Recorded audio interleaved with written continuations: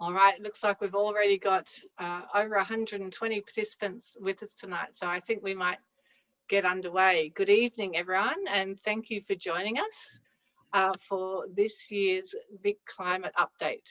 My name is Emma Raisbert, and I'm going to be your moderator this evening. This event has been organised as a collaboration between ClimateWorks Australia and the ANU Institute for Climate, Energy and Disaster Solutions, which is a new institute at the ANU, but full of a lot of all the old faces that you will know from both the climate, energy and disaster centres at ANU. On behalf of the team at ANU, I would particularly like to thank ClimateWorks for their wonderful work in helping to organise and promote tonight's event. I'd also like to acknowledge the Ngunnawal people, who are the traditional custodians of this land on which I am speaking to you today, and pay respect to the elders of the Ngunnawal Nation, both past, present and emerging. I extend this respect to all Aboriginal and Torres Strait Islander peoples in attendance today and acknowledge that sovereignty was never ceded. We've got a wonderful group of speakers tonight who we are hoping will lay the ground for a lively discussion. Audience members can submit, and are strongly encouraged to submit questions at any time in the Q&A box you can find at the bottom of your Zoom window. You can also vote for other people's questions by clicking on the thumbs up beside them. In the discussion after the presentations, I will put as many of the questions as we have time for to the panel, prioritising those which have the most votes.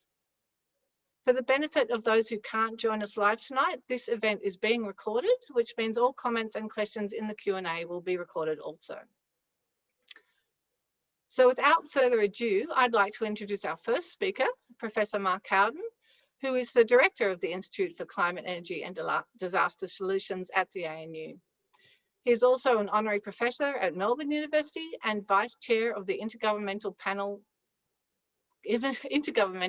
on Climate Change, the IPCC, and is a member of the Australian National Climate Science Advisory Committee. He was on the US Federal Advisory Committee for the Third National Climate Assessment and contributes to several major national and international science and policy advisory bodies. Mark has worked on climate variability, climate change, innovation and adoption issues for over 30 years in partnership with industry, community and policy groups. Take it away, Mark. Thanks very much, Emma, for that introduction, and thank you very much for ClimateWorks for partnering us in this event tonight. So I'm just going to share my screen and try to pick up the PowerPoint.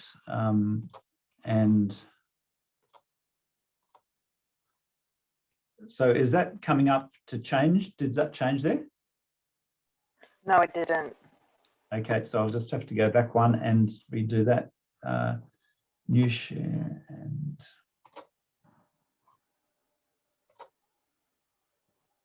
so does that change now?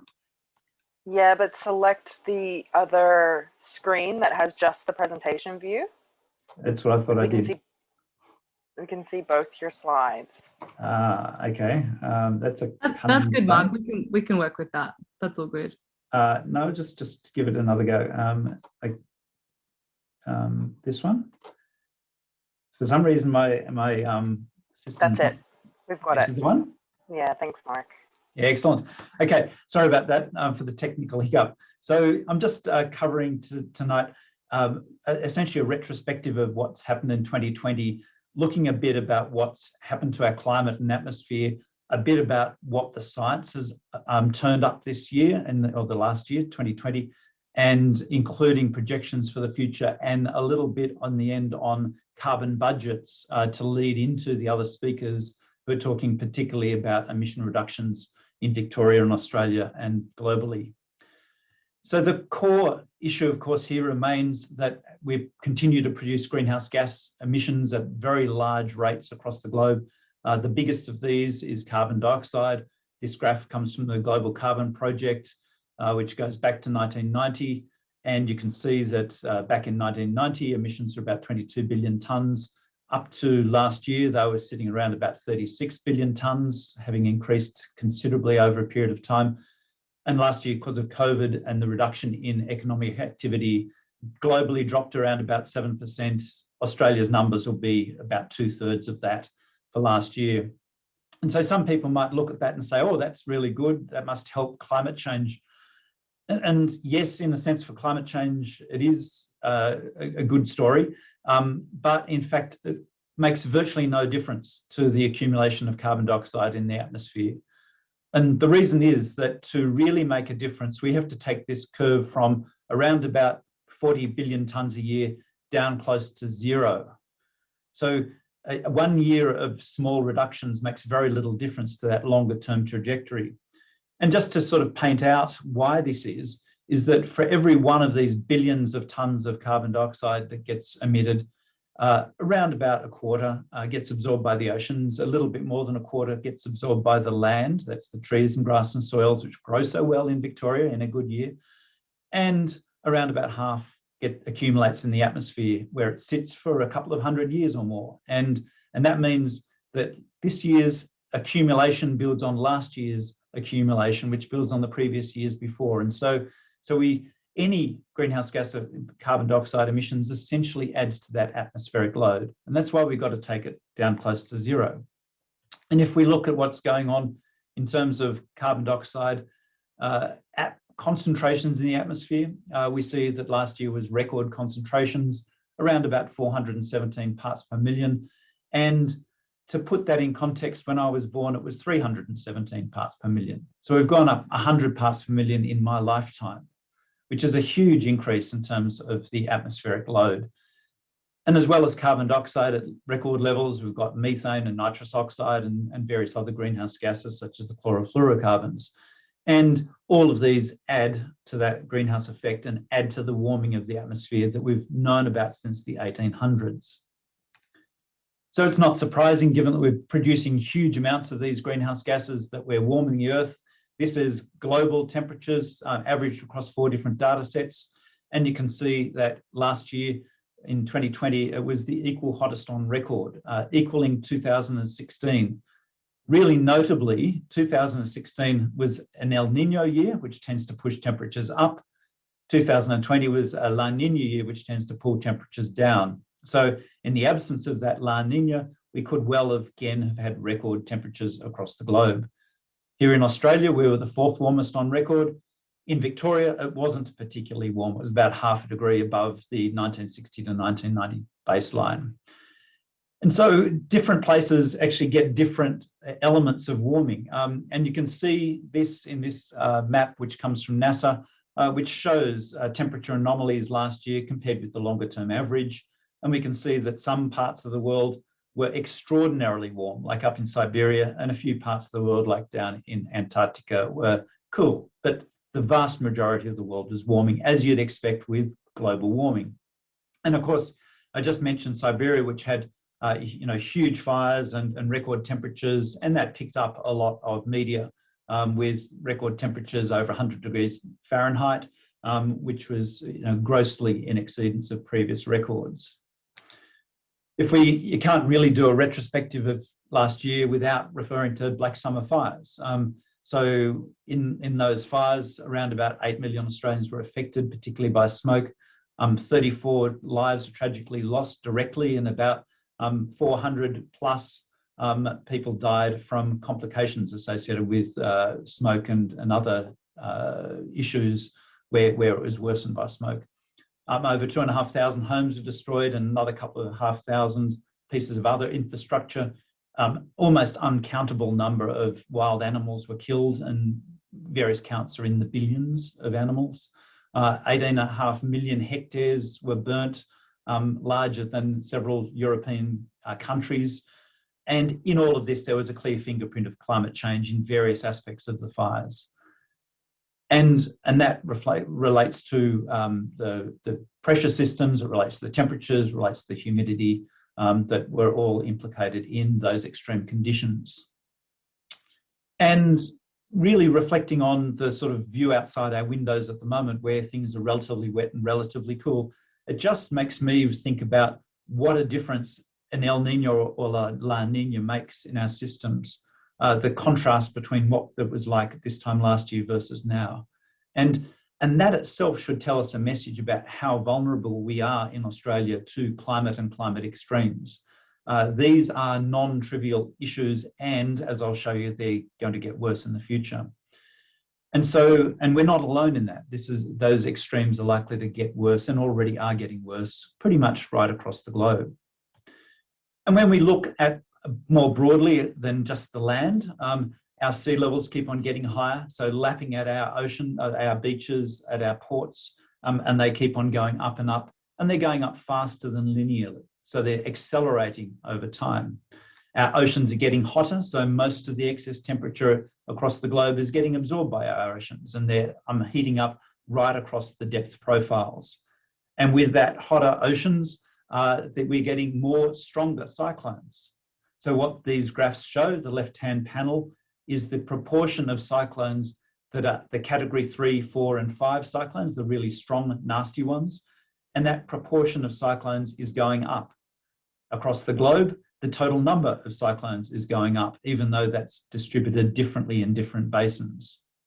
If we look at the oceans around Australia, Southern Indian, Southern Pacific, you can see that, like the global picture, is the proportion of really nasty cyclones is going up. So we only have to think about what has happened to Fiji in the last couple of years with 2 category 5 cyclones hitting there.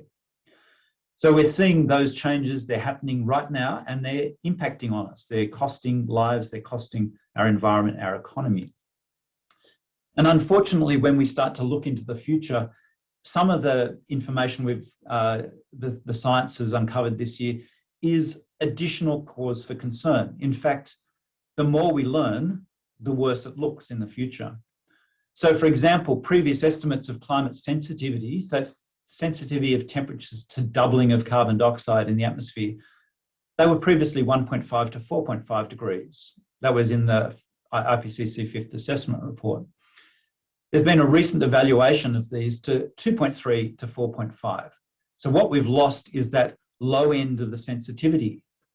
And this analysis is very consistent with paleo evidence, so the evidence going back millions of years, and also historical evidence going back tens and hundreds of years. And what this change in sensitivity means is that the high emissions and low climate change scenarios, so our hope that we could keep on emitting but not change our climate too much, are very unlikely now, in fact, largely ruled out. But that high-end sensitivity of 4.5 degrees means we still cannot rule out the high-end climate scenarios, the ones where we emit moderate amounts of greenhouse gas emissions, but end up with very high climate change. And along with this understanding of increased sensitivity, our best estimate for when we may hit 1.5 degrees above pre-industrial has actually come forwards. So instead of being around about 2040, it's now been brought forward roughly 10 years to the early 2030s. And additional to that, world analysis coming out of the World Meteorological Organization indicate that there's probably about 1 in 4 chance that we're going to exceed 1.5 degrees at least once in the next 4 years. So we're going to be hitting up against that 1.5 degrees threshold that we all hoped to stay below. We've also found out that heat waves are likely to become much worse. So not only are they becoming worse very much faster than we predicted right now, but looking out into the future, it gets worse and worse the more we look. So this is an analysis that just came out for heat waves in Queensland, which shows heat wave duration along the x-axis, the horizontal axis, and heat wave number on the y-axis. The green blob here refers to scenarios around 1.5 degrees, then 2 degrees, and then the pink ones are 3 degrees. And we can see that once we get towards 3 degrees, it's a non-linear increase in heat issues and heat stress and heat waves for Queensland.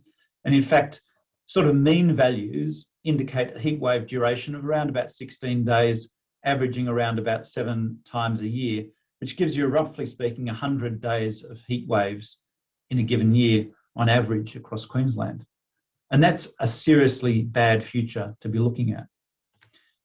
And of course, this expands right across the globe, and analyses are now coming out where these are sort of likely to impact on billions of people each year. If we look at drought, which is the bane of Australian farmers and water managers across Australia, and very recent study showed that drought is likely to become much worse under climate change, consistent with many previous studies. And if we look at Australia, we're one of the global hotspots of increased drought, along with North Africa, around the northern parts of the Mediterranean and parts of South America. And of course, that has huge implications for public policy, for farming, for water management, for our maintenance of our ecosystem, because biodiversity condition and status is very closely linked to drought. If we look at a more local study coming from Victorian, this shows, using a different method, how drought might propagate out in the next decades. So each of these sets of bars relates to a 20-year period going towards the end of the century. Each of those different colours relates to a different region in Australia. So SA is Southern Australia, EA is Eastern Australia, which is where Victoria sits, of course. And you can see that drought gets worse and worse and worse over time, and it gets worse in every region in Australia analysed by this study. So there's no reason to sort of look at this and think that there's a sort of a rose-coloured glass here. If we look at total water storage across our landscapes, again, the picture is pretty grim for Southeast and Southwest Australia. And so looking at a mid to high emission scenario towards the end of the century is that we can see, again, Australia is one of the hotspots for reduced water availability. So the implication here is that our competition for different users of water, for our cities, for agriculture, for industry, for the environment, is actually just going to get stronger and stronger over the next decades. Very consistent with studies which go back to the 1990s, all of them which show this is likely to be an increasing issue for Australia, and particularly for the Murray-Darling Basin.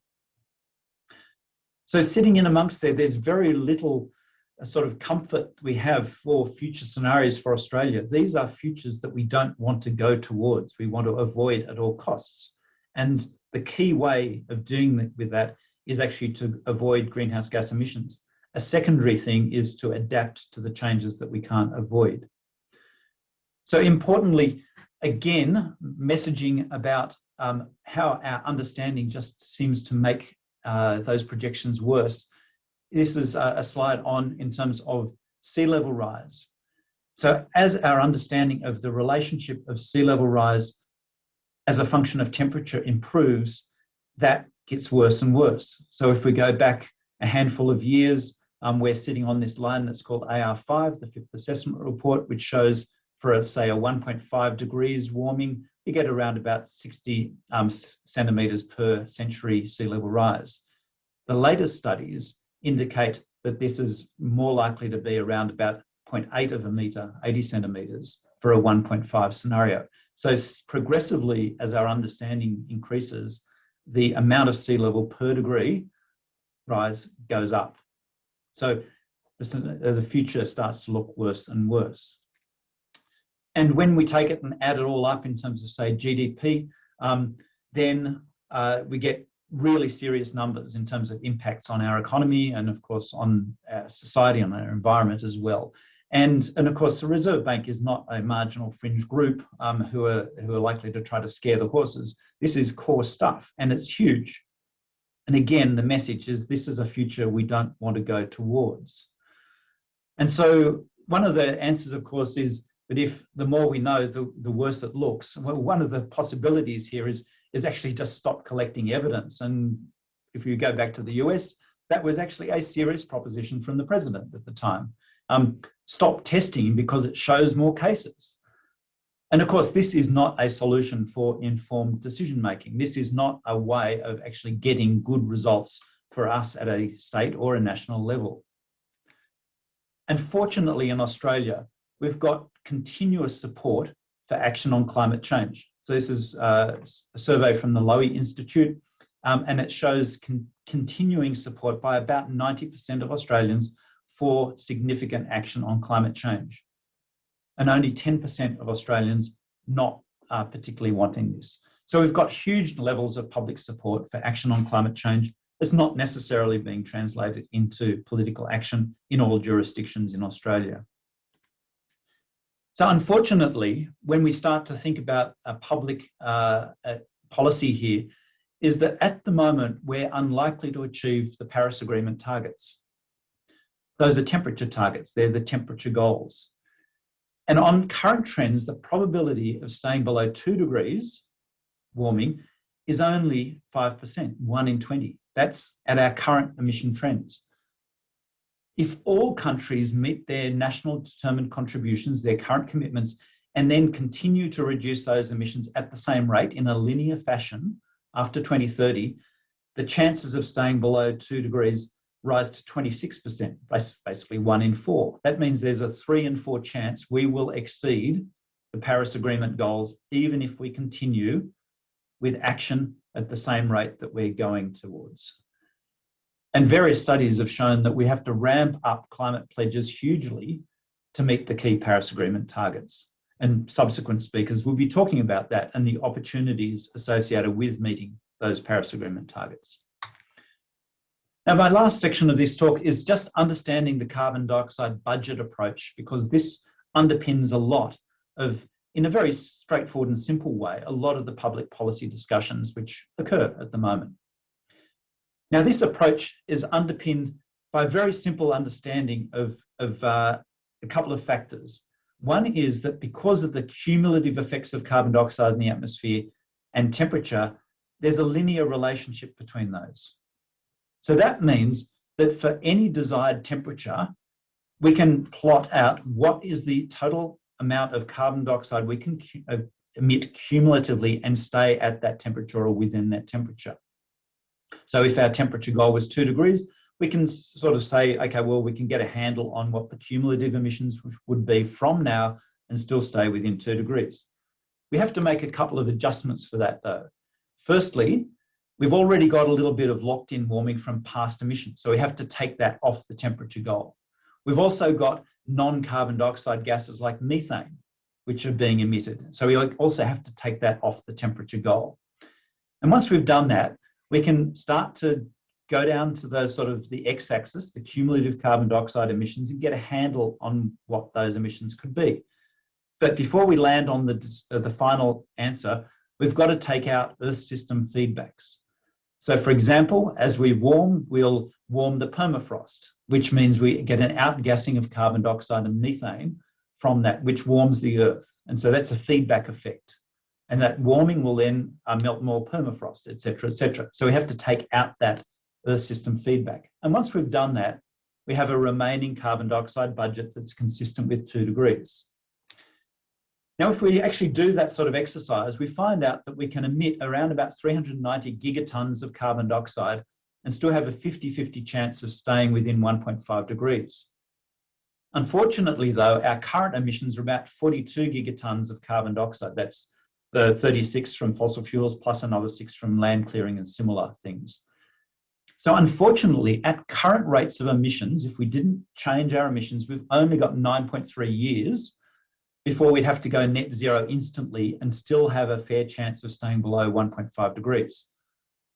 Now, if we think about that reduction in emissions that we've had from COVID, that buys us 3.5 weeks of time using that calculation.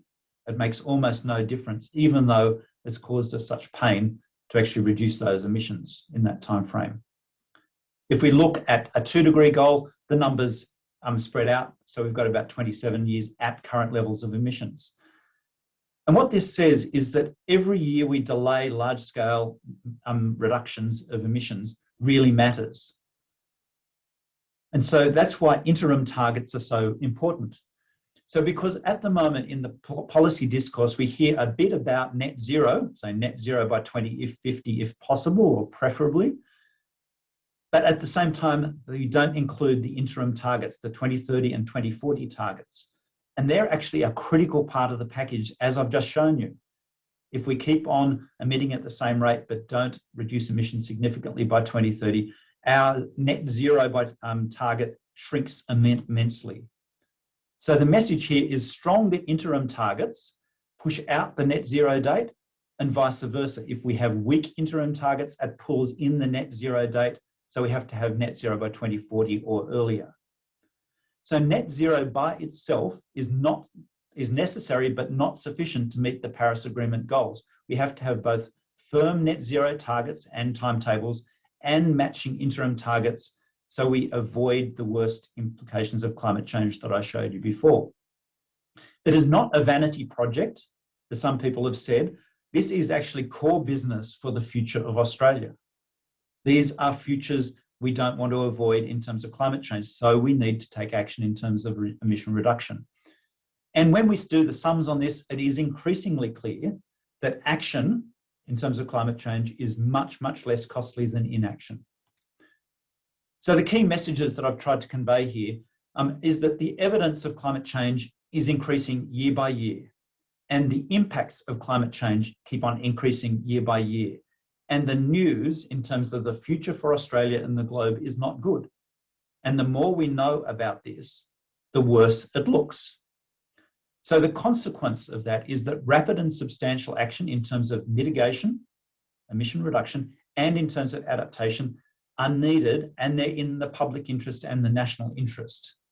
And if we're to do this effectively, we all have roles to play in terms of climate action. Thank you very much. Thank you, Mark, for that incredibly well-informed and interesting, if somewhat terrifying, presentation. Our next speaker is Amadina Dennis Ryan. Amadina is Head of System Change and Capability at ClimateWorks Australia. Previously, Amadina oversaw ClimateWorks' research function and national programs. She has led several of ClimateWorks' seminal pieces of research, such as Decarbonisation Futures and Pathways to Decarbonisation in 2050. Prior to joining ClimateWorks, Amadina worked as a management consultant for McKinsey in Sydney, advising clients across Sydney, across public and private sectors on strategy, sustainability, carbon abatement opportunities, and associated policies. Thank you, Amadina. Thanks a lot for this. I'm just getting my I'm getting my slides sorted. I hope you can all see them now. So following on Mark's update, I'm going to actually talk about how do we get to net zero in Australia and the role of state governments in driving the transition today. Just very quickly, for those of you who don't know us, ClimateWorks was established as a partnership between Monash University and the Maya Foundation, with a mission to accelerate action to achieve net zero emissions by 2050 within Australia, Southeast Asia and the Pacific. And our main focus is to work with governments, businesses and investors on net zero pathways and to facilitate the implementation of solutions to achieve these objectives. So first, net zero pathways. As Mark mentioned, to avoid the worst impacts of climate change, we need to achieve net zero as soon as possible. And in order to do that, we actually know what technologies exist to remove emissions from our economies. First, we need to reduce energy waste, in particular through energy efficiency and a shift away from energy-intensive products and services. Secondly, we need to shift to 100% renewable electricity.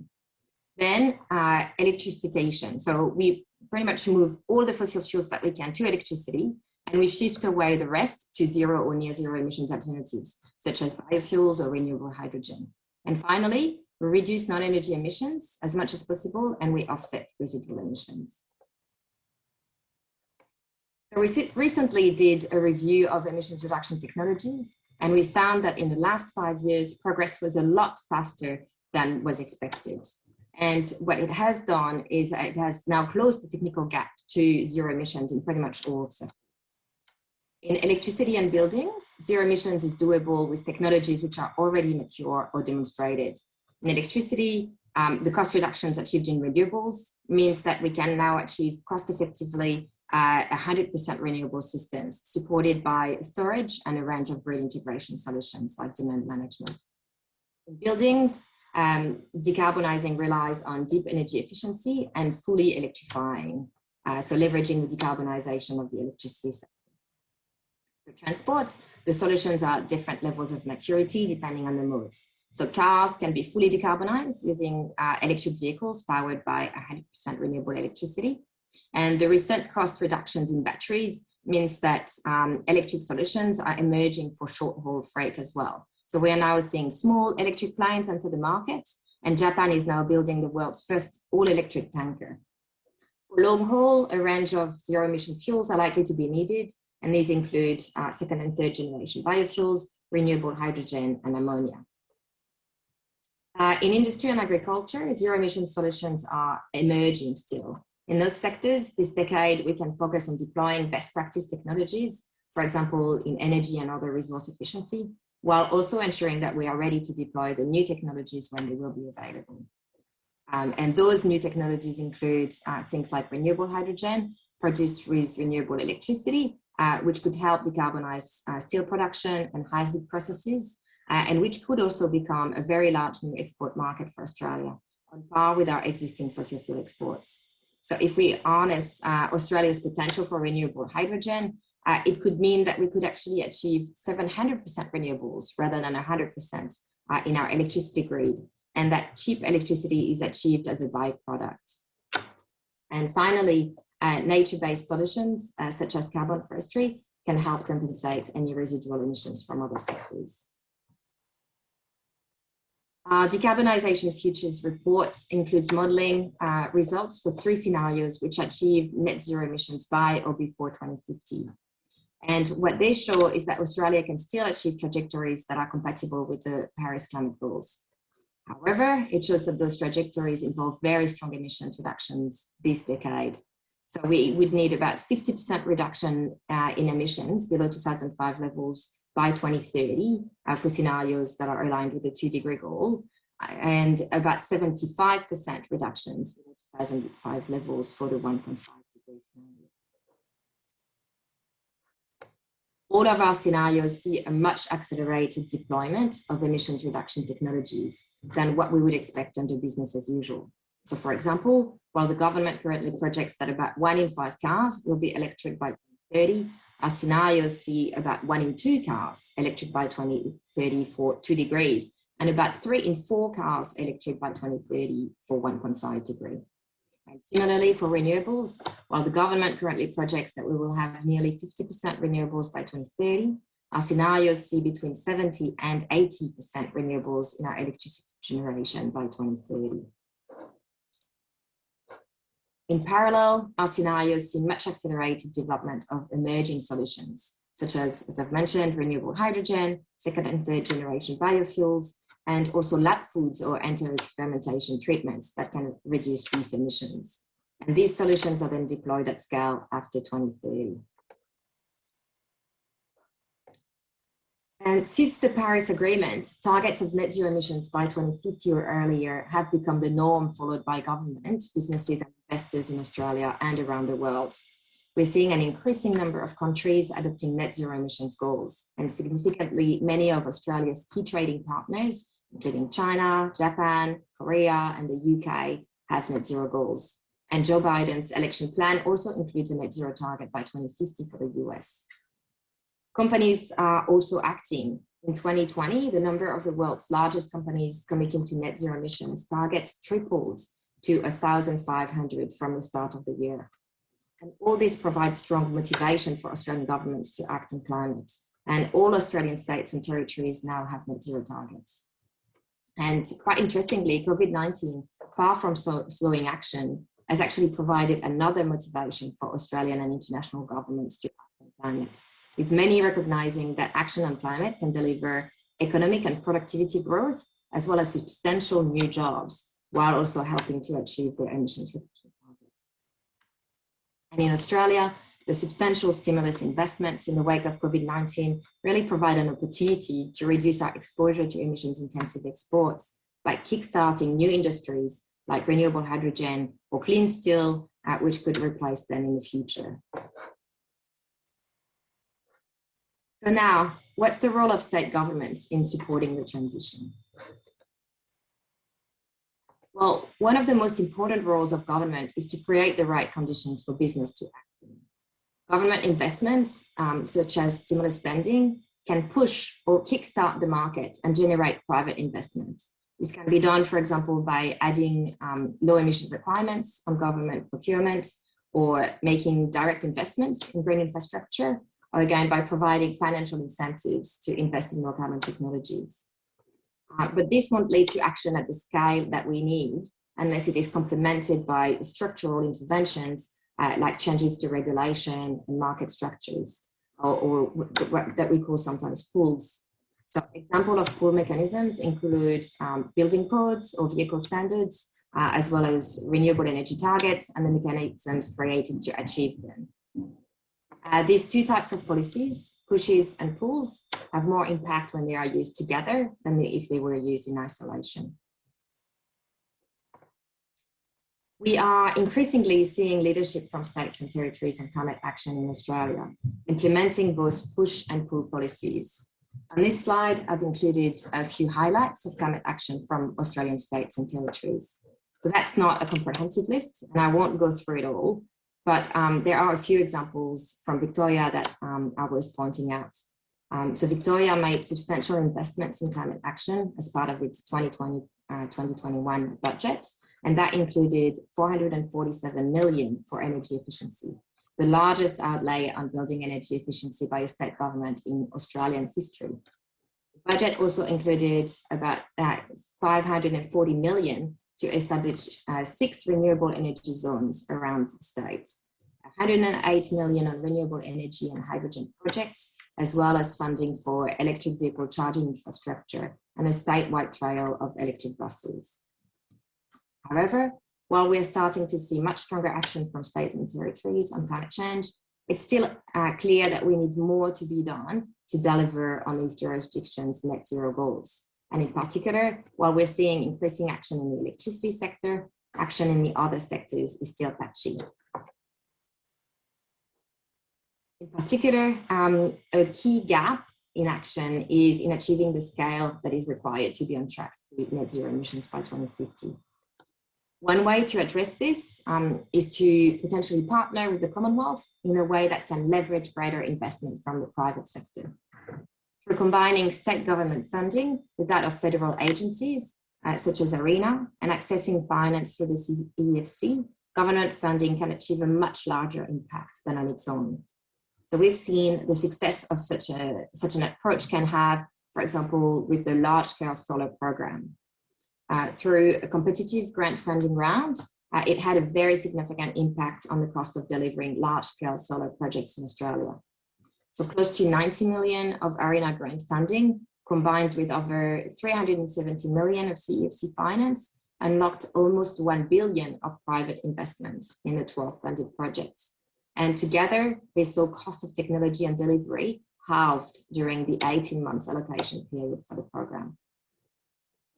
So my earlier slides show that we need to accelerate decarbonisation across every sector and in every state, and that's pace.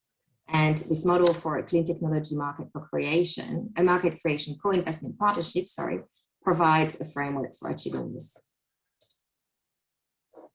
So in summary, Australia can still achieve trajectories compatible with the Paris goals. And all Australian states and territories have net zero emissions targets and are increasingly implementing policies to support these goals. But there are still gaps, and one key gap is getting investment at the right scale, and leveraging private investment can help achieve that scale. Thank you. Thank you very much, Amadina. It's great to see the initiatives that are possible and that are already being undertaken, and hopefully we can share learnings across jurisdictions and spur each other on.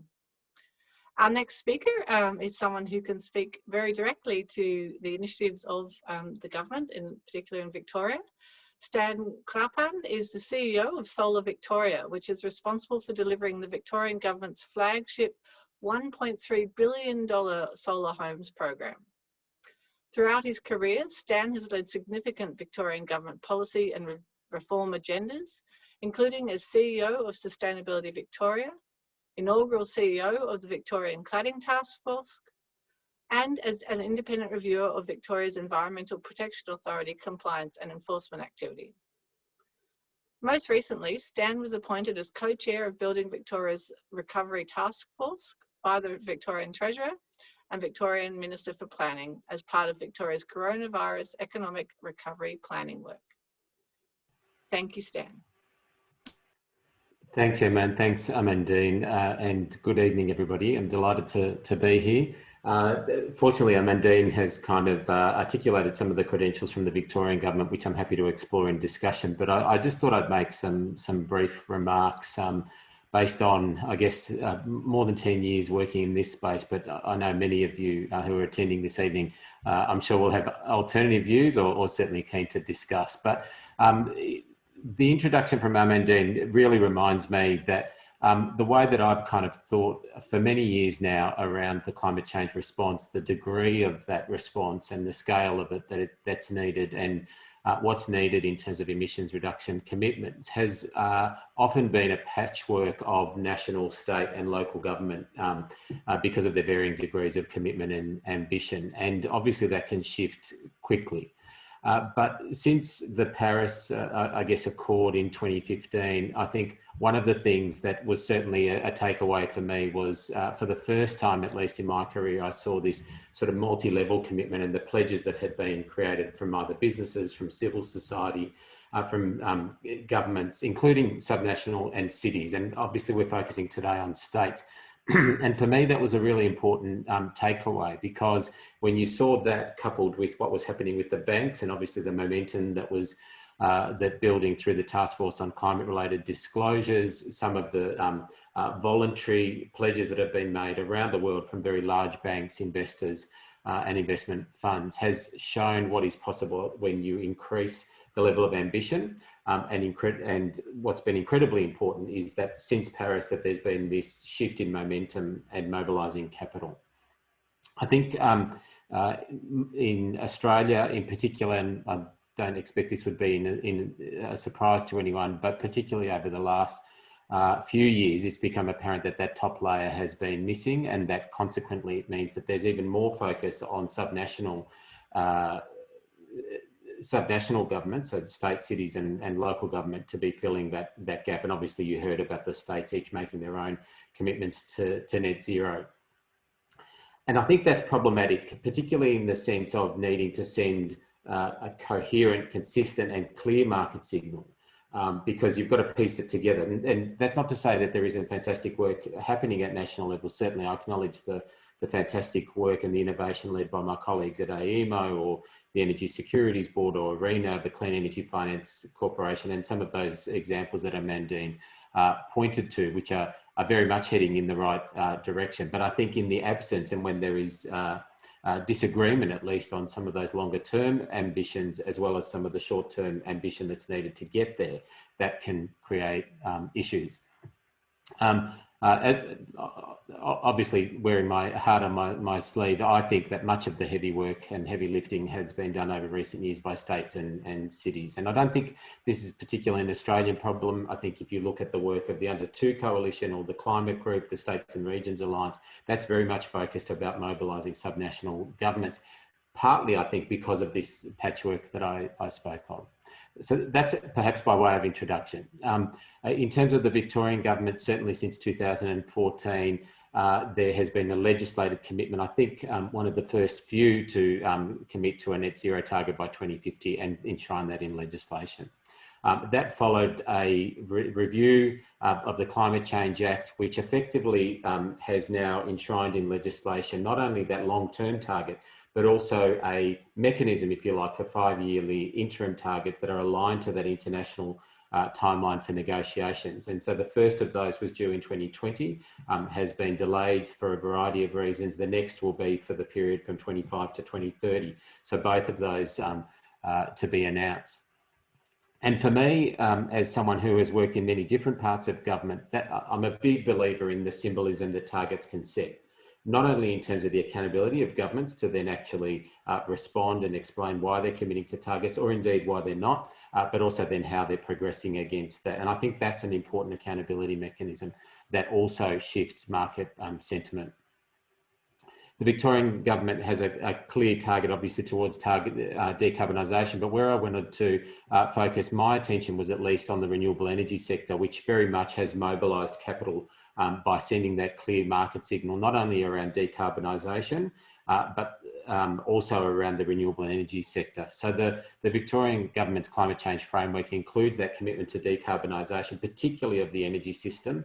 And as you heard from Amandine, that's supported by energy efficiency and productivity targets, as well as different interventions, the electrification over time of the economy and community, and a shift to cleaner fuels, obviously offsetting through renewable energy, and then non-energy emissions as well, particularly from an industrial context and an agricultural context. And then finally, carbon capture and storage, which is not unlike other frameworks and some of the matters that Amandine spoke of.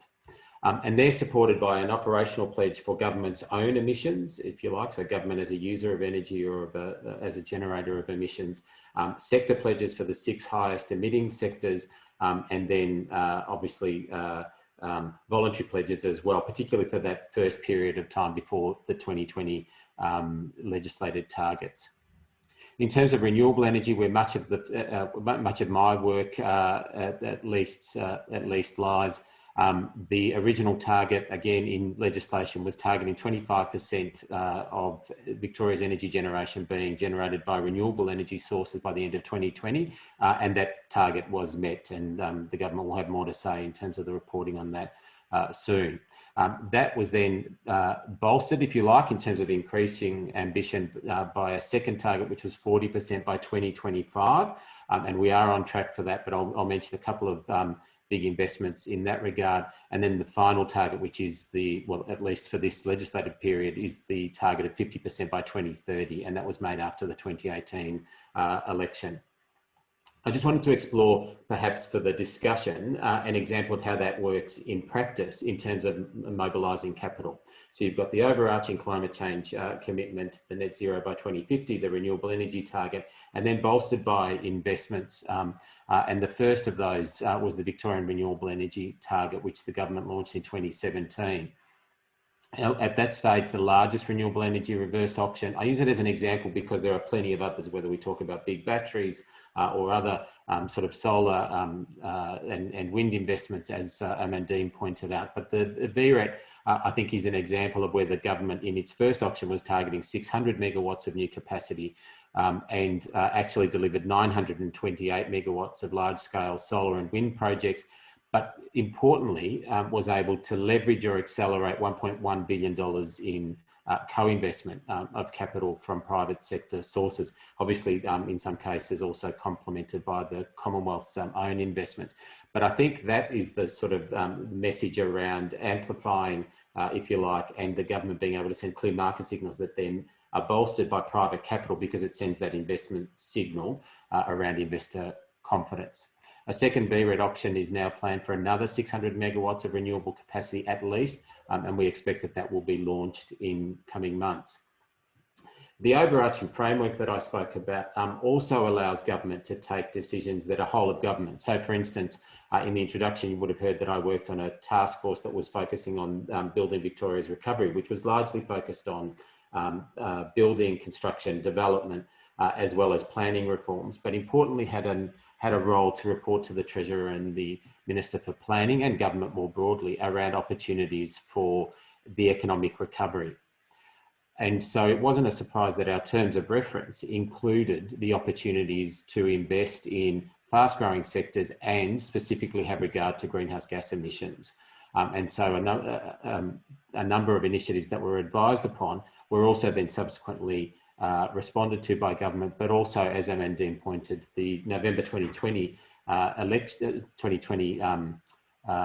budget included a significant investment of $1.6 billion towards large investments in both renewable energy and, for the first time in a long time, significant investments in energy efficiency. So there was a combination of investments in, obviously, anticipating the new auction, the VRET auction, the big battery, transmission upgrades, neighbourhood batteries, additional investment in solar for business for 15,000 small businesses, energy efficiency programs for business for both large users as well as small businesses, household batteries, and then a $300 million initiative to support low-income households to improve the efficiency of heating, so effectively co-funding new heating and cooling through reverse cycle air conditioners, which again meets that sort of electrification agenda. But the opportunities aren't just economic, and they're also not just focused on the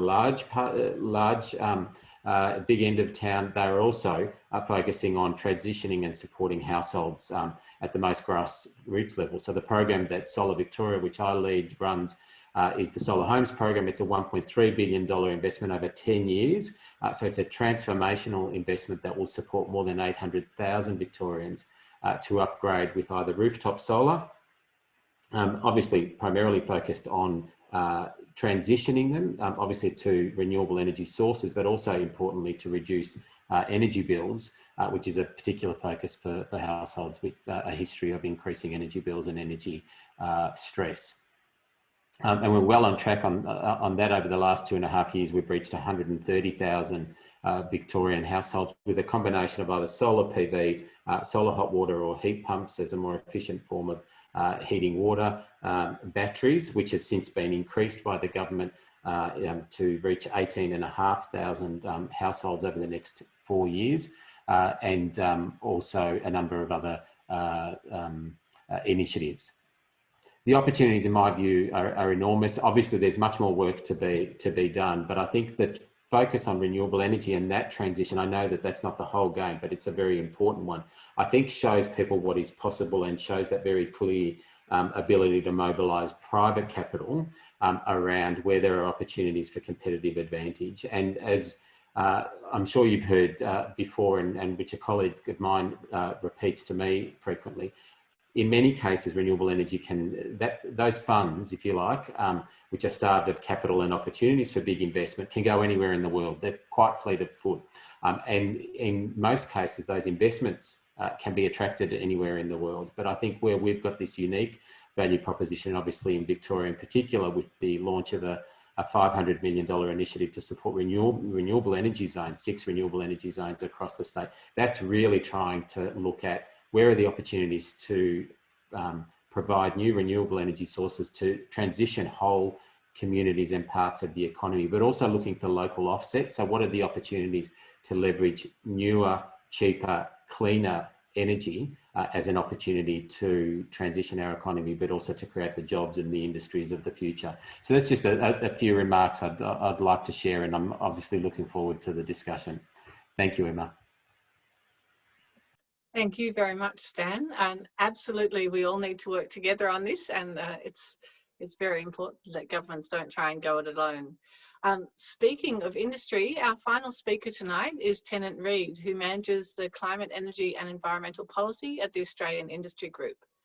Since 2008, he has been deeply involved in Australian climate and energy issues, advising AI Group's Leaders Group on energy and climate policy, coordinating joint research and advocacy with wider energy stakeholders, facilitating the Australian Climate Roundtable, and developing reports on energy prices, natural gas supply, and business energy use. He has also advised AI Group on a range of issues related to manufacturing and innovation. Previously, Tennant was an advisor in the Department of Prime Minister and Cabinet, working on fiscal policy, stimulus, and infrastructure. Thank you, Tennant. Thank you. It's great to be with you all tonight. So I'm going to talk through the role of business in the shift to a net zero economy. AI Group, the organisation I work for, represents thousands of businesses of all sizes around Australia and many in Victoria across a great many sectors, particularly manufacturing, but also construction, defence, technology, transport and logistics, and more. And so we try to take and we need to take a broad view of the interests of industry as a whole and the society of which industry is a part. So when we're thinking about the role that business plays in that transition, there's a few dimensions to it, but increasingly it starts with taking some ownership of climate goals rather than just responding to the expectations of governments around climate policy. There's been a lot of response to policy or thought about policy, preparation for policy over the years. But in recent years, we've seen more and more member companies taking those goals and saying, we want to achieve a net zero outcome, or we want to achieve a well below 2 degree or a 1.5 degree world. Towards that, the things that business can do, and in many cases the things that only business can do, including a lot of the investment to make this happen. So businesses are sometimes criticised as big polluters, but businesses are generally big doers. If society is high emissions, business will be a significant part of making that happen. But if society is to go clean, business will be a huge part of making that happen too. The other parts of the role include learning by doing and scaling up to improve solutions. Reducing the cost of a clean economy is extremely important to making it possible to go as far and as fast as we would all like to. And most of that cost reduction will happen not in a laboratory, as important as basic research is, but from businesses getting better at stuff that they are doing again and again. We've seen that in the progress of wind and solar power in the past couple of decades. Finding unexpected solutions to problems is just as important to the role of business. Surprise is the one certainty that we have in thinking about the future. Projections and a priori plans have an important role, but it isn't in being right. We are definitely going to be surprised, and finding out is something that business competition and innovation will contribute to. Being honest and forthright about where the gaps and the uncertainties in how we're going to solve these problems is important. For instance, electricity, that sector has got a lot of focus from government, from the public, from the research sector. The path for decarbonisation in electricity looks a lot clearer than it used to, but it's still the case that there is a fair degree of argument about what is the best way to get the last 5 to 10% of emissions out of that sector. We've got a long way, we've got a lot of clear path before us before we get to there, but we do have challenges left to resolve. By doing all of the above, business can contribute to confidence that this transition is indeed doable. So where are we leading at the moment, and where are we slower? Electricity is, of course, further and faster along than most every other sector of the economy, but other major sectors are stepping up to chart their own courses and start to walk it. For instance, through the Australian Industry Energy Transitions Initiative, which Climate Works is a key steerer of, and several of AR Group's members are key partners in, is charting the progress of steel and iron, aluminium, basic chemicals, and LNG, and their relationships with the electricity sector. Demand creation for clean products is starting to happen in some key industry supply chains. Power purchase agreements that corporates have been signing in recent years with clean energy suppliers are an important source of investability for more clean energy. And the Business Renewable Centre Australia, which AR Group's proud to be a partner of, is an important source of information for businesses looking to sign PPAs of their own and the risks that they need to manage in that process. We're also seeing major consumer-facing businesses globally start to either make clear their expectations of their supply chain for providing cleaner products and direction on a pathway to deep decarbonisation, or actively co-investing with them, as Apple has done with Alcoa and Alcan to pioneer zero emissions aluminium in North America. But the commitments and the investments that industry has been making in its own right, and business has been making in recent years, they are easiest to make in segments where either customers are not especially cost conscious, as many purchasers of Apple products are not, or where the activities themselves are not particularly emissions intensive. It's a lot easier to achieve a net zero goal in a business that essentially all of its emissions are from its off-site electricity consumption. Now, that doesn't make those commitments meaningless. They can contribute to kickstarting early market demand and learning and play important roles, but the biggest lift is going to come with huge emissions centres that relate to cost-sensitive demand for emissions-intensive products. So we do have a lot of work to do in in industrial direct emissions, and public policy is unavoidably going to play a very important role in supporting and safeguarding those emissions reductions. So what can businesses do to support that transition? Energy is where many businesses do interact most directly with the transition, and supporting better energy management, both within business but across the economy, can have big benefits, both in terms of lowering energy bills for those users who improve their energy management or are supported to do so, but also taking pressure off the wider energy systems that we rely on and creating new resources, particularly with demand response, to help cut the cost of those systems and help them operate better.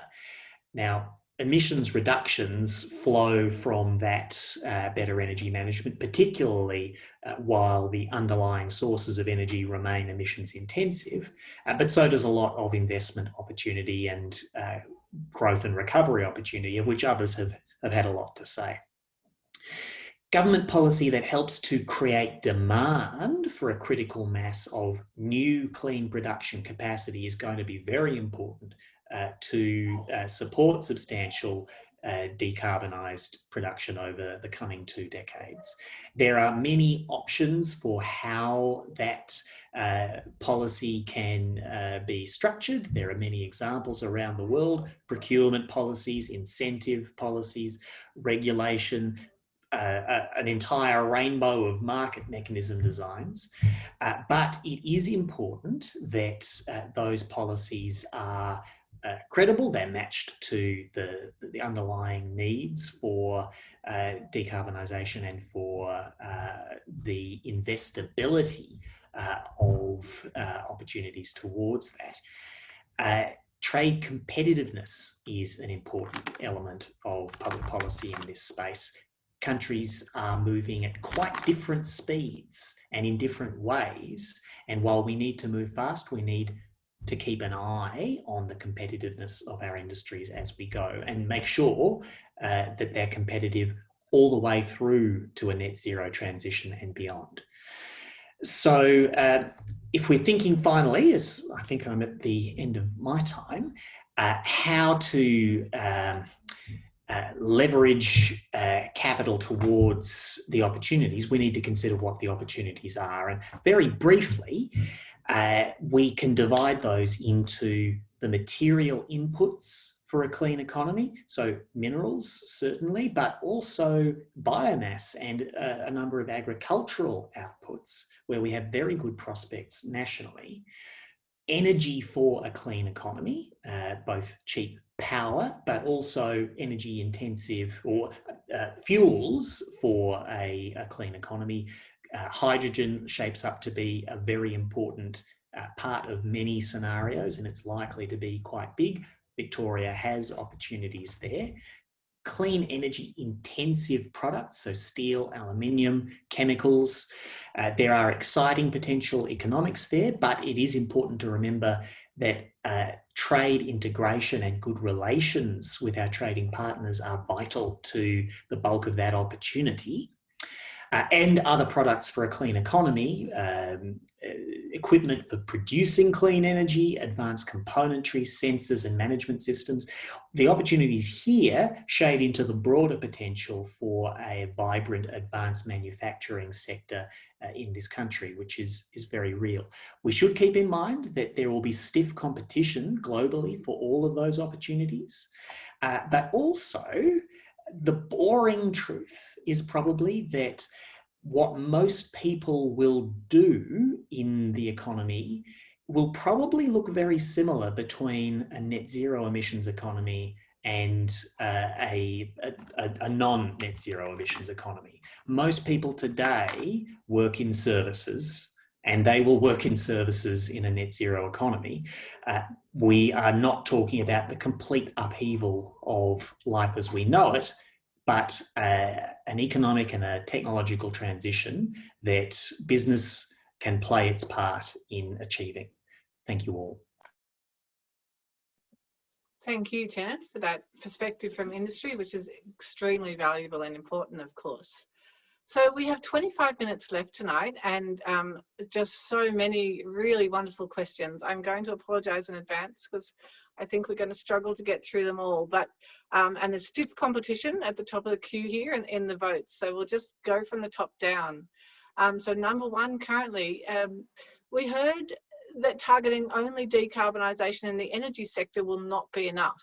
In regards to market signals, what do panellists think of the market signal in the VIC government's EV tax, which was introduced without incentives?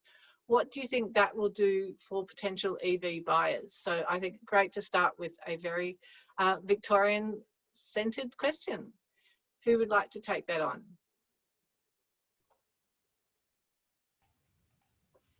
Look, Mark, go ahead. Oh, sorry, Mark.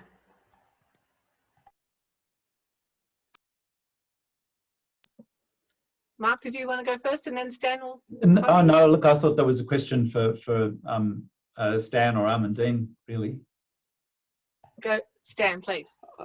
I'm not the expert on this particular policy initiative, but I think it shows some of the complexity when you're dealing across portfolios and across agendas. When you're dealing with the transport sector, the need to decarbonise, obviously new technologies that are coming in, and I guess the policy objectives that can sometimes compete in terms of user pays, road charging, etc. I think that's probably the extent of it, because they are policy matters on which, firstly, I'm not the expert, but also not in a position to speak. And yeah, it's probably worth adding a note that Australia is a real laggard globally in terms of electric vehicles.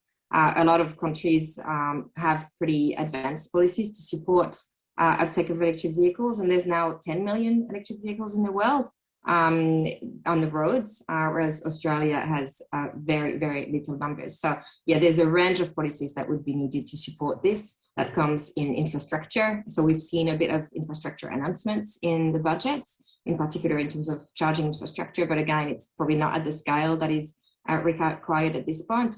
But you know, talking about that push and pull, we probably want to see also some policies in a pull area, things that are really going to drive demand at scale, and that can be things like vehicle emission standards. We've seen some countries in Europe, for example, banning petrol vehicles, combustion engine vehicles at certain dates and things like that. So at the moment, there's not a lot of momentum for this kind of policies in Australia, but if we want to reach scale, we'll need both that push and that pull to drive that.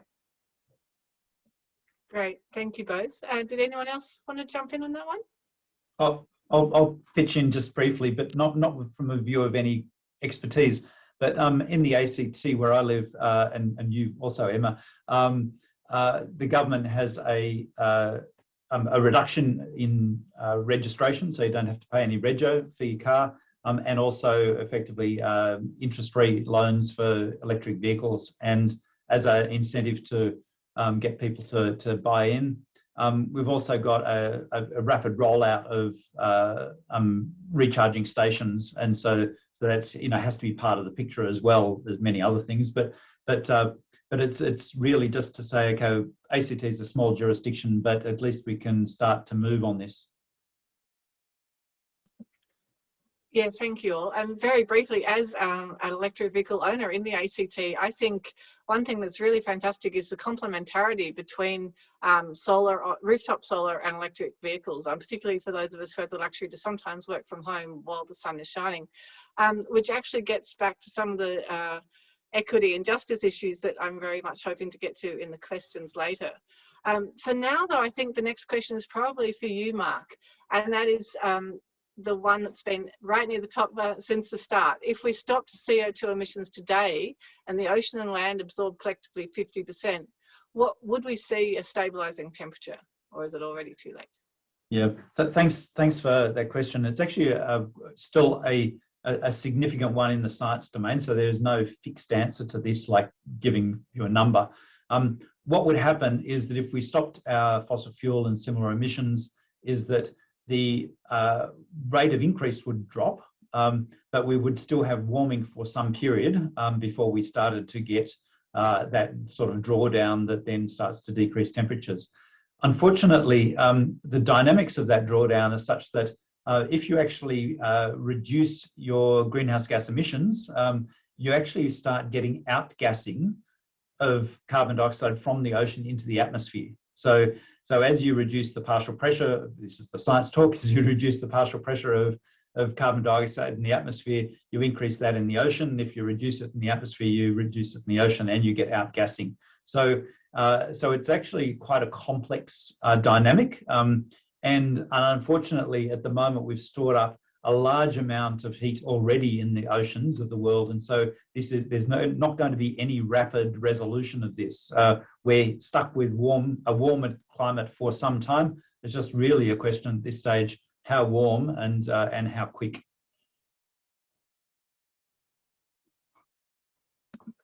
Thanks, Mark. Unless anyone else wants to jump in, we'll move on to the next question, which I think is directed, it says to a tenant, but Amandine, I'm sure you could also help us with this one, which is about who are the 8 emitters project that's currently being worked on by Climate Works and Monash Uni.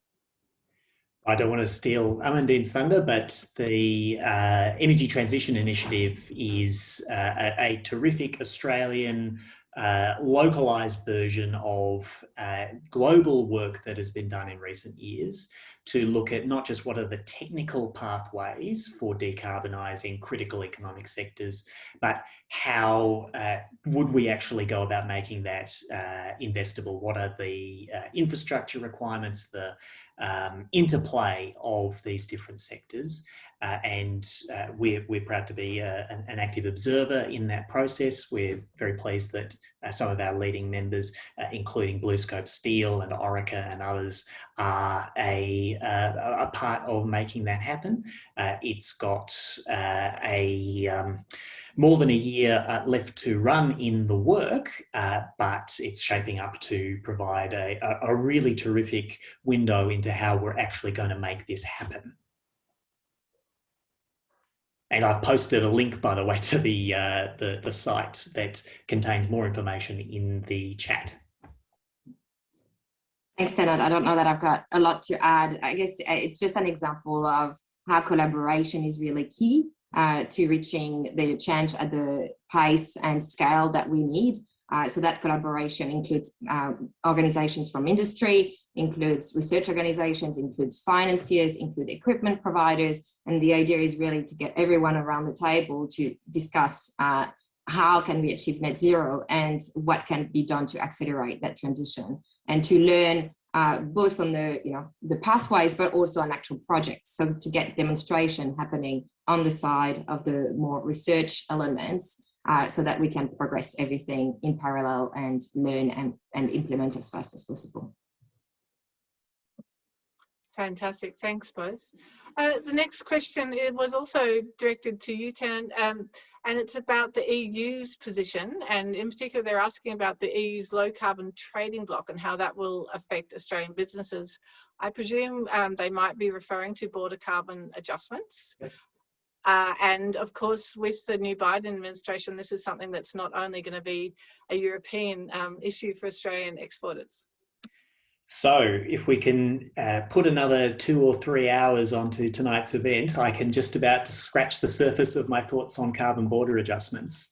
So do shut me up quickly. But this is a big deal. Europe is very, very likely to introduce border carbon adjustments starting from 2023. It's not a done deal yet, but the level of political support is very, very high. And that is going to be extremely important to making Europe's domestic carbon policies work better and to resolving the trade competitiveness issues that are significant for some of these heavy industry supply chains. My opinion, which is currently a minority, is that Australia is not going to be disadvantaged by the introduction of carbon border adjustments. In fact, I suspect that nobody is going to be disadvantaged by the way that these actually work in practice. But we're going to have to suck it and see.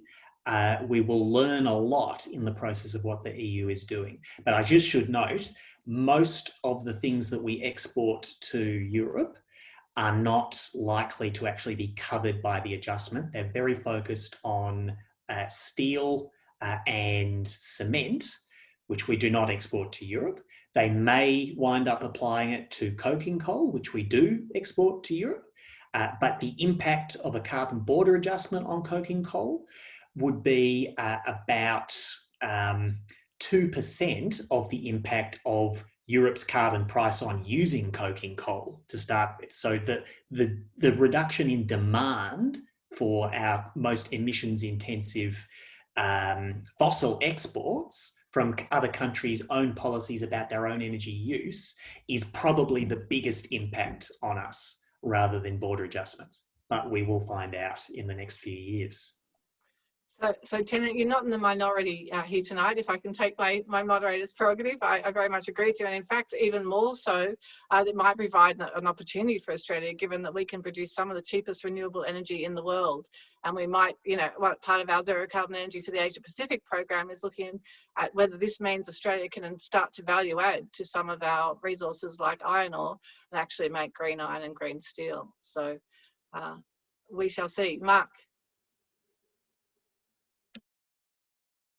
Just to chip in on a sort of another sector, many of our agriculture products actually are produced really efficiently in terms of greenhouse gas emissions per kilo of product compared with the equivalent from, say, the US or Europe. And so following the same logic, we could actually have advantages in relation to those greenhouse gas emissions from agriculture, even when you take into account the transport across to Europe, as long as you're not flying it across there.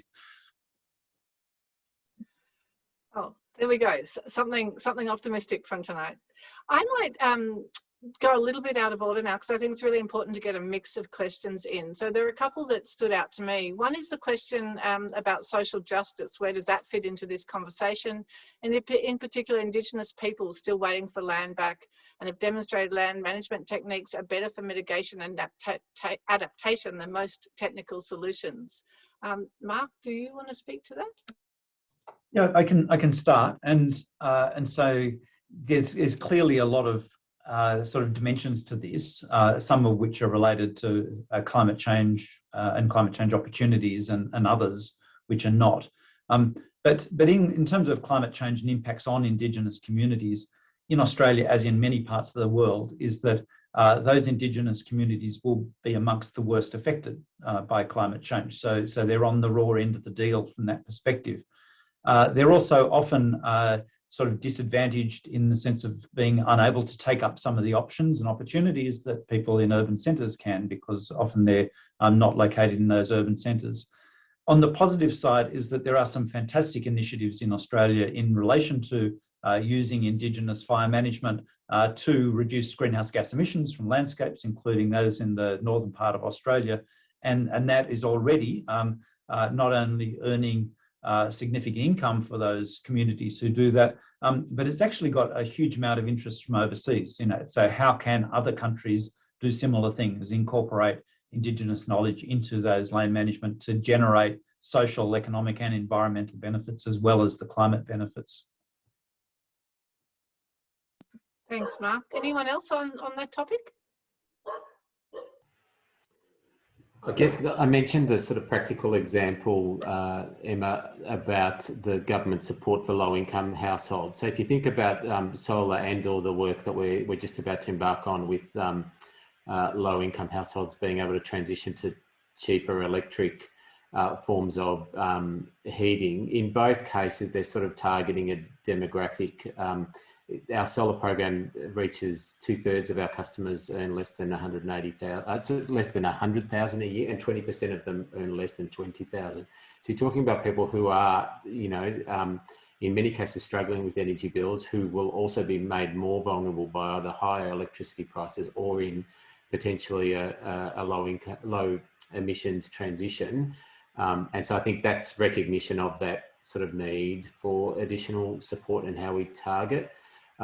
In terms of, I guess, the opportunity around Indigenous self-determination, I think there are certainly really exciting initiatives that are mobilising around the opportunities there, where Aboriginal land corporations and other community organisations are looking at sort of integrating economic development plans or economic development strategies for their own communities that also have regard to things like the opportunities around transition or renewable energy, around carbon offset, savanna burning, you know, like a whole range of different opportunities that arise in the transition.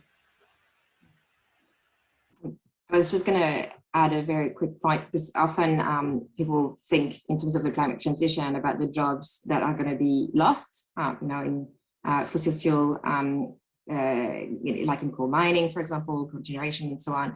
But as I think the story has been growing over the last few years, it's actually that there's a lot of jobs that can be created by this transition. And a lot of governments in the COVID recovery investments are really banking on that. So there's a number of analyses that show that typically there's more jobs per dollar invested that are created in some of the decarbonization activities than are associated with fossil fuel activities. So I think it's important to remember that. There's still obviously transition questions in terms of where are those jobs, are they the same skills, and so on and so forth, that need to be thought through. But in terms of job creation, there's really a lot of opportunities in the climate transition. Fantastic. And if I might make a plug for the Zero Carbon Energy for the Asia Pacific Grand Challenge again, we have one of our 5 projects is exactly on the question of how we can ensure that Aboriginal Australians and Indigenous peoples more broadly benefit from the enormous opportunity that is made available by the fact that Indigenous people tend to be disproportionately located on very hot, sunny and windy places because in large part they were pushed away from a lot of the other places. But the great news is that there is enormous potential for them to benefit if we get things right and don't continue the same sort of modes of imperialist approach to resources on traditionally owned lands. So a very important topic.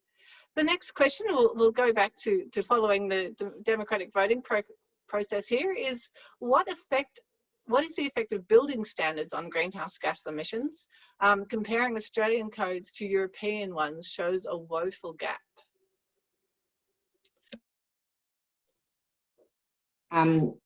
Yeah, I can take that one. So, I mean, building codes include energy efficiency requirements, and that's currently the main impact on buildings emissions. But there's still a few limitations to that. So first, there currently have been a lot of improvements in emissions in buildings thanks to upgrades to the building codes, and the building codes are now looking as well at potentially keeping upgrading, and there's been consideration of a trajectory to net zero emissions and things like that. So that's positive. There are still limitations. So building codes typically only apply to what is sometimes called central energy use, so things like heating and cooling. It often doesn't completely cover things like equipment. It doesn't cover often things like rooftop PV generation, demand management, and things like that. So there's a lot of opportunities to actually extend the scope of the standards to look more comprehensively at buildings' energy use. and to think about bringing buildings to net zero energy use and net zero emissions on a trajectory. So backcasting from what we need to achieve in order to get there. And for example, electrification is often not really considered in building codes at the moment. So there have been some positive impacts, and there are still some positive trends, but still some gaps in terms of both the ambition and the scope of building codes. I might jump in there as well to add that there is a big fight going on at the moment about electrification versus fuel switching for the housing stock of the future, whether all electric services or the use of biogas or hydrogen is the more efficient systemic outcome for a decarbonised world. And I would say it is genuinely unclear on a system-wide basis which is the best approach. But there's a big fight about that right now for future editions of the building codes. The other thing is that we need to keep in mind, of course, the vast stock of existing buildings, which turns over quite slowly, and which is not just an emissions issue, but also a human health and safety issue. The quality of insulation and heat tolerance in so many contemporary buildings is, of our existing buildings, is low enough that people will be in considerable danger in the future heat waves that we heard about earlier. So the upgrades to that existing stock are very important, as well as the standards for new build. Thanks all. So we're running very close to time. I might try and combine a couple of questions here about targets. So we might be heading back towards Mark's expertise. One of the questions is, would it be better to have 5-year interim targets? And the other question was, I think I can't see it now, about, oh yeah, here, earlier emissions reductions would be easier to achieve. Won't we need to reduce much faster than a straight line function if we expect to meet our net zero by 2050, perhaps without those 5-year targets? It's really interesting.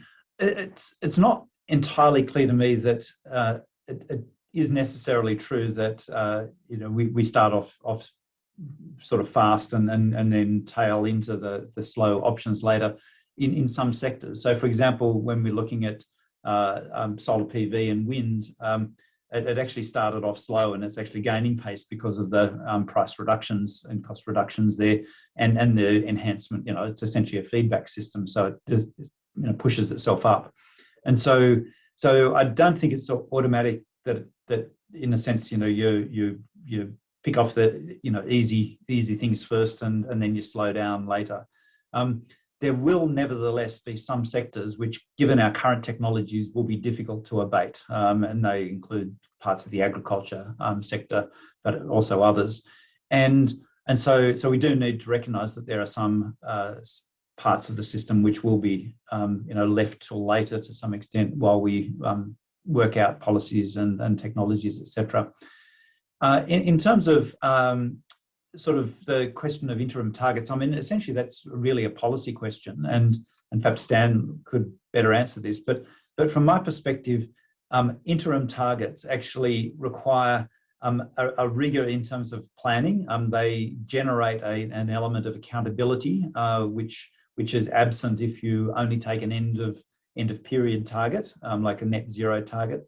And I think that's really helpful from point of view of really pushing the agenda forward. The other part, of course, is that by setting those targets and trying to achieve them, we improve the rate of learning, and we improve the capacity to actually make more informed subsequent decisions. And so, in a sense, that makes future decisions easier if that follows the usual way in which these things work. So, from my perspective, getting serious about interim targets is really important, and we have jurisdictions like the ACT which have done that, and I think that's really helpful.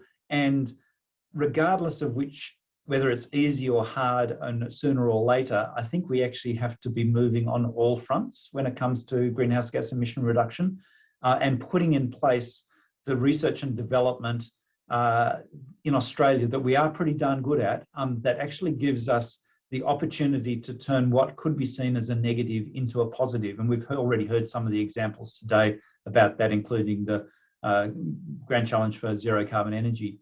And so for me, we have to turn the narrative around a little bit, and we actually, in a sense, have to increase accountability and increase that discussion about the opportunities that can arise. Thanks, Mark. Did anyone else want to chat? Yeah, Tennant? So I'm going to stick my hand up for the benefits of endpoint goals, because I agree that if we use them just to say, well, you know, there's still 3 decades to go, well, lots can happen between now and then. Yes, that is not very helpful. But the discipline of thinking about endpoints and is something in the near term taking us towards that endpoint is really necessary after a couple of decades of Australian climate policy where we have micro-focused on medium-term targets and had a lot of myopia about, you know, will we scrape by or just miss a target for 2012 to 2020 or the 2030 target today, where policies and measures and one-offs towards that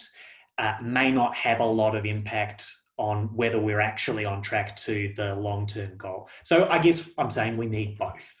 We need discipline and direction all the way through. Fantastic. Well, what a great note to end on, unless any of our other panelists would like to add to that. I'd like to wrap up and apologise to those questions I didn't get to. There have been so many fantastic questions. I encourage you, if you really needed to know the answer, to pester one of our fantastic panelists over email.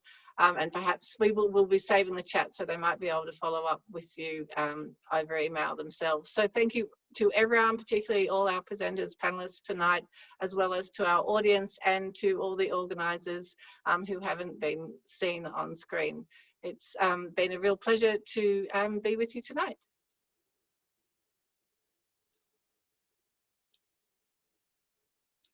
Thanks, Emma. Thanks, everyone. Well done. Thanks, Emma. Yeah, well done, everyone. Thank you.